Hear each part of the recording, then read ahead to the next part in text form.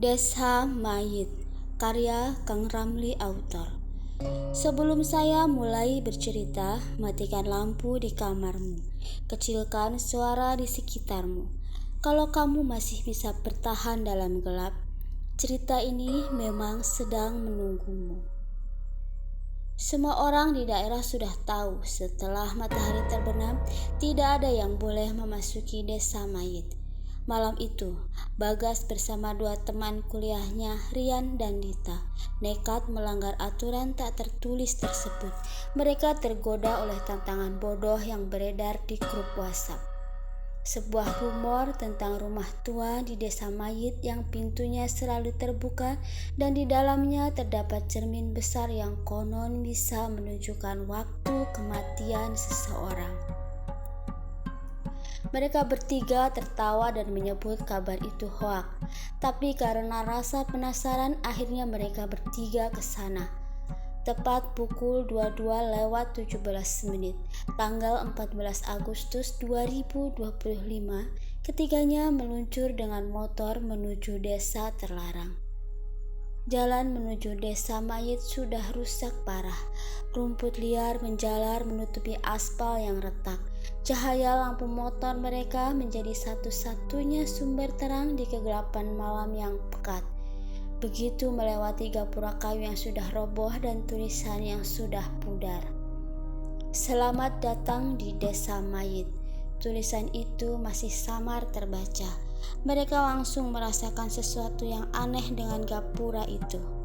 Tak ada suara jangkrik, tak ada suara binatang malam, hanya deru mesin motor yang terdengar asing di keheningan. "Cuy, kameranya mati nih," keluh Dita sambil mengetuk-ngetuk ponselnya. "Tadi baterainya masih full, kok sekarang jadi 0% ya?"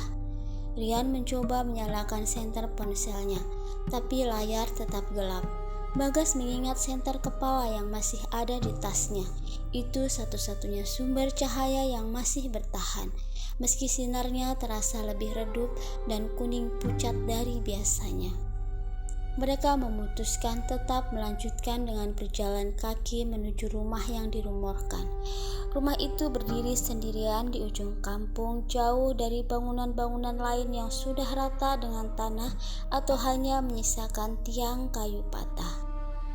Atap gentengnya bolong-bolong, tapi pintu depan dari kayu jati itu terbuka lebar, seolah-olah memang sengaja menanti kedatangan mereka.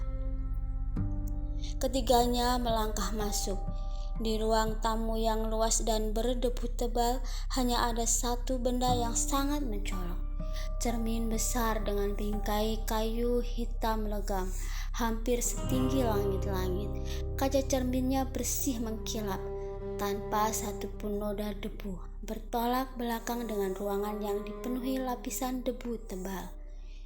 "Gila, cermin ini beneran ada," gumam Rian. Dita mendekat lebih dulu. Dia berdiri tepat di depan cermin lalu tertawa. Kalian lihat, bayanganku kok gak ikut bergerak bareng aku ya?" Bagas dan Rian segera mendekat. Benar saja, bayangan Dita di cermin hanya berdiri diam, tangan terkulai lemas, kepala agak miring ke kanan.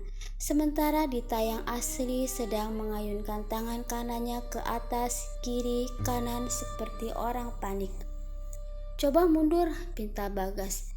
Dita mundur 3 langkah, bayangannya tetap di tempat. Lalu bayangan itu perlahan mengangkat tangan kanannya. Jari telunjuk dan jari tengah membentuk huruf V, kemudian menutup menjadi O, lalu membuka lagi menjadi V, berulang-ulang. "Dia ngasih kode Morse tuh," bisik Rian. Suaranya bergetar. V-O, V-O. Dita mundur lagi sampai punggungnya menempel dinding. "Apaan sih itu? Aku gak ngerti." Bagas tiba-tiba menyadari hal yang lebih mengerikan. Cerminnya gak nunjukin bayangan aku sama Rian. Di cermin hanya terpantul Dita, lalu bayangan Dita itu berbalik perlahan. Wajahnya masih wajah Dita, tapi matanya hilang, rongga kosong. Bibirnya tersenyum lebar tak wajar, terlalu lebar untuk ukuran mulut manusia. Dan dari mulutnya keluar suara yang bukan suara Dita. "Aku sudah lama menunggu kalian." Dita yang asli menjerit dan berlari ke pintu. Namun pintu yang tadi terbuka lebar kini tertutup rapat. Tak ada pegangan, hanya permukaan kayu polos. Bagas dan Rian langsung menabrak pintu bersama-sama. Kayu itu tak bergoyang sedikit pun. Di belakang mereka terdengar langkah pelan. Dita masih menangis terseduh di pojok sambil memukul-mukul pintu. Langkah itu datang dari arah cermin. Mereka menoleh serentak. Sosok Dita dari cermin sudah keluar. Kakinya tidak menyentuh lantai. Ia melayang pelan. Senyum lebar itu masih terpatri di wajahnya. Di tangan kirinya tergenggam sesuatu yang berdenyut seperti jantung yang masih hidup, meneteskan darah ke lantai. "Yang satu lagi mana?" sosok itu berkata lembut. "Yang satu lagi harus ikut biar lengkap." Bagus mundur sampai punggungnya menabrak dinding. Rian tiba-tiba berteriak, "Lari ke belakang rumah, ada pintu di sana." Ketiganya berlari menyusuri lorong gelap di belakang ruang tamu. Cahaya senter kepala Bagas mulai berkedip-kedip. Di ujung lorong ada pintu. Mereka bertiga membukanya dengan paksa. Setelah mereka berhasil keluar ke halaman belakang, mereka bertiga terus berlari menuju tengah lapangan desa. Namun di sana lapangan itu tidak kosong. Puluhan orang sedang berdiri diam. Wajahnya menghadap ke arah mereka bertiga. Semuanya telanjang kaki dan mengenakan baju compang-camping. Kulitnya pucat keabu-abuan dan mereka tidak mempunyai mata. Mereka bergerak serentak, melangkah pelan mendekat. Mulut mereka komat kamit tanpa suara. Bagas menoleh ke belakang. Sosok Dita dari cermin sudah berdiri di sana, masih memegang jantung berdarah itu. Ia mengulurkan tangan ke arah Rian. "Tolong pegang ini," pintanya lembut. Rian mendorong Bagas keras ke arah samping. "Lari, gas!"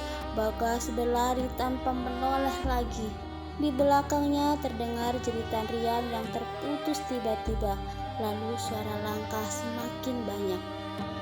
Bagas terus berlari melewati rumah-rumah kosong, melewati gapura hingga akhirnya dia jatuh tersungkur di pinggir jalan raya. Motornya masih terparkir di sana dengan kunci yang masih tergantung.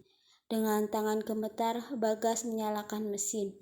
Setelah beberapa kilometer, barulah dia berani melirik ke kaca spion. Di belakangnya hanya kegelapan, tapi di jok belakang ada sesuatu yang basah dan menetes di aspal. Bagas berhenti di pom bensin pertama yang ditemuinya.